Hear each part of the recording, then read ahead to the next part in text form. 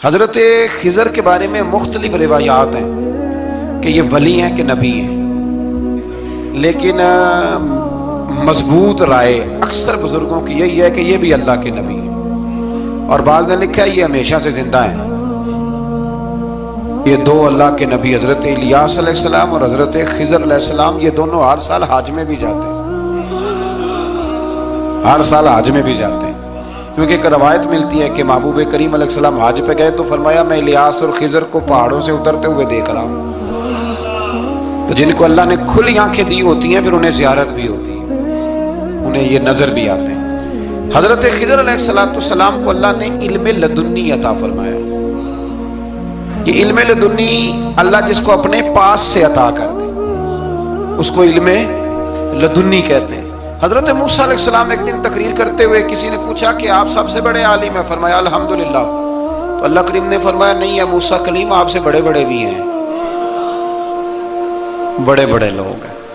ہمارے یہاں مسئلہ ہے پا نہ پڑی اور لوگ مناظرہ کرنے آتے ہیں، کئی دفعہ لوگ نا مسئلہ بتاتے ہیں تو میں کہتا ہوں جناب آپ نے بتا دیا کہ اب آپ نے حکم کرنا ہے، اب آپ نے حکم کرنا ہے۔ کبھی کبھی کچھ لوگ ایسی باتیں کرتے ہیں وہ جی آپ ایک بندے کا نام لیتے ہیں ذکر کرتے ہیں، تو میں نے کہا چلو ہم نے بھی کہیں کچھ پڑھا ہی ہوگا نا تبھی تو ذکر کرتے ہیں، لیکن جو آتے ہیں نا لوگ وہ مشورہ تو ہمارے دور میں ہے ہی نہیں، جس نے جو لائن پڑھ لیا ہے وہ اس پہ پکا ہو گیا، سارا نہیں نہ پڑھا، سارا پڑھے پھر بات سمجھ میں آتی ہے۔ حضرت موسیٰ کلیم اللہ کے نبی ہیں اور کیا بات ہے ان کی، اور یہ بھی اللہ کا فضل ہوا حضرت موسیٰ نے یہ بات کی تبھی تو ہمیں اتنی شاندار حکمتوں کے پھول ملے، یہ بھی حضرت موسیٰ کا ہی کمال ہے۔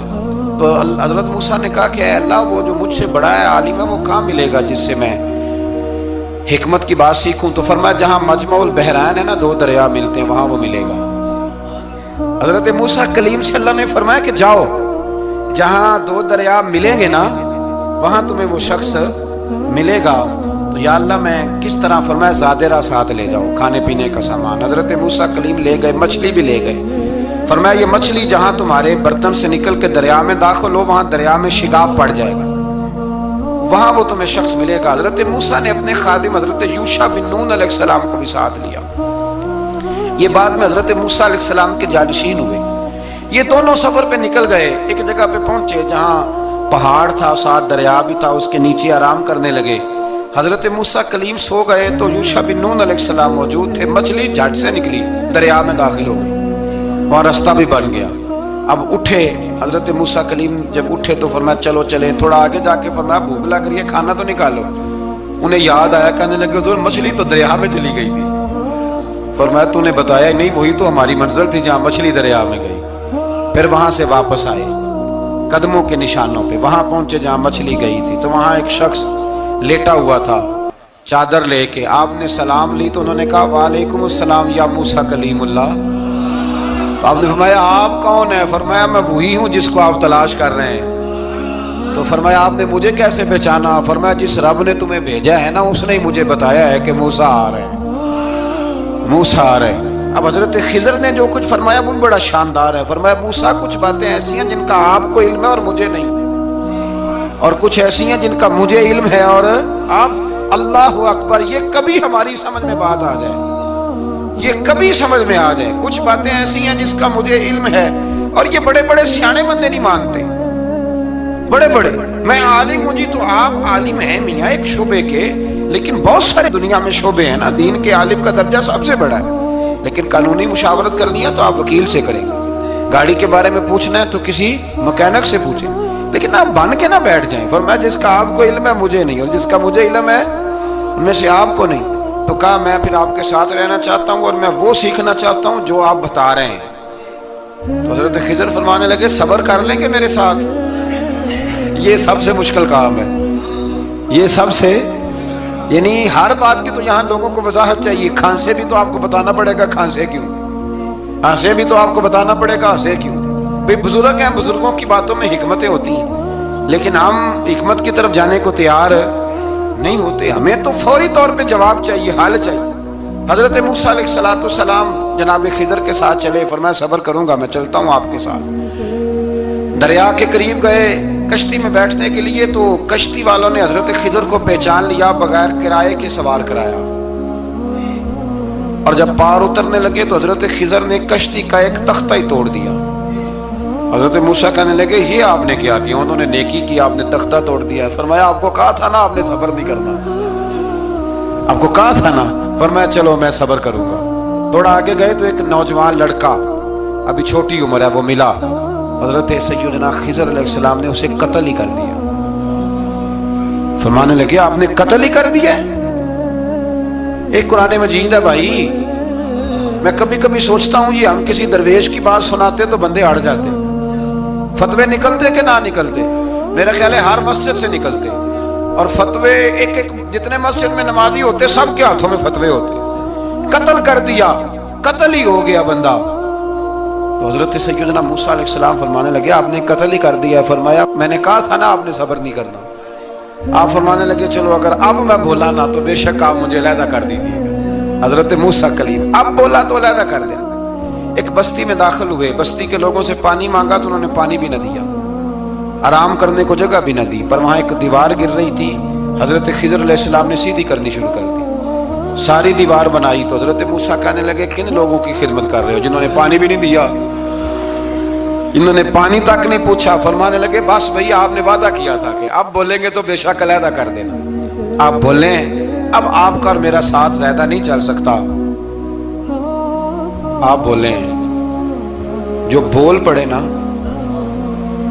غلامی کرے تو رستے لمبے چلتے ہیں، اور جو بولے نا جس کو وضاحتیں چاہیے ہو وہ غلام نہیں ہوتا، اس کے ساتھ پھر باتیں لمبی.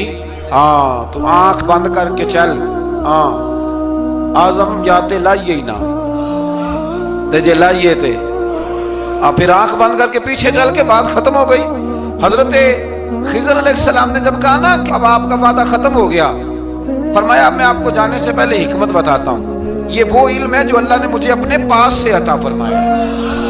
یہ وہ ہے جو علم لدنی ہے. کہا جناب کیا مطلب؟ فرمایا وہ جو میں نے تختہ توڑا تھا نا تو یہ مسکین بچے ہیں جن کی کشتی تھی، تو دریا کے اس پار بادشاہ کھڑا تھا، وہ جو صحیح صحیح کشتیاں ہوتی تھی قبضے کر لیتا تھا، اور جو تھوڑی سی ٹوٹی پھوٹی ہوتی تھی نا وہ چھوڑ دیا کرتا تھا. تو میں نے تھوڑی سی کشتی ان کی اس لیے توڑ دی ہے تاکہ دیکھے گا تو چھوڑ دے گا، اس لیے میں نے بھلا کیا ہے. اور فرمایا وہ جو بچہ میں نے قتل کیا نا وہ شروع سے ہی کفر کا دل دادا تھا. اس کے ماں باپ نیک تھے، اگر بڑا ہوتا جوان ہوتا تو ہو سکتا ہے ماں باپ کو بھی کفر میں مبتلا کر دیتا.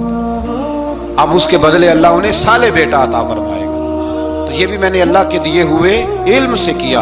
اور فرمایا یہ جو دیوار میں نے نبی ہو کے یا ولی ہو کے مزدوری کر کے دیوار بنائی ہے نا، اللہ اکبر. فرمایا یہ دیوار عام لوگوں کی نہیں، یہ یتیم بچوں کا خزانہ ہے دیوار کے نیچے. یہ گر جاتی تو خزانہ ظاہر ہو جاتا، اور بچائی اس لیے ہے کہ وَكَانَ أَبُوهُمَا صَالِحًا، ان بچوں کا باپ نیک آدمی تھا. ان کا باپ قاضی ثناء اللہ صاحب پانی پتی فرماتے ہیں ڈائریکٹ باپ نہیں تھا، 7ویں نسل میں جا کے باپ بنتا تھا. سن لیں یہ بھی بات، ایک بندہ نیک ہو تو اس کی 7 نسلوں تک رب خزانوں کی بھی حفاظت فرماتا ہے. اب آپ اندازہ فرمائیں کہ بات کتنی دور تک جاتی ہے. بزرگوں کی باتوں میں نا حکمتیں ہوتی ہیں، دانائیاں ہوتی ہیں.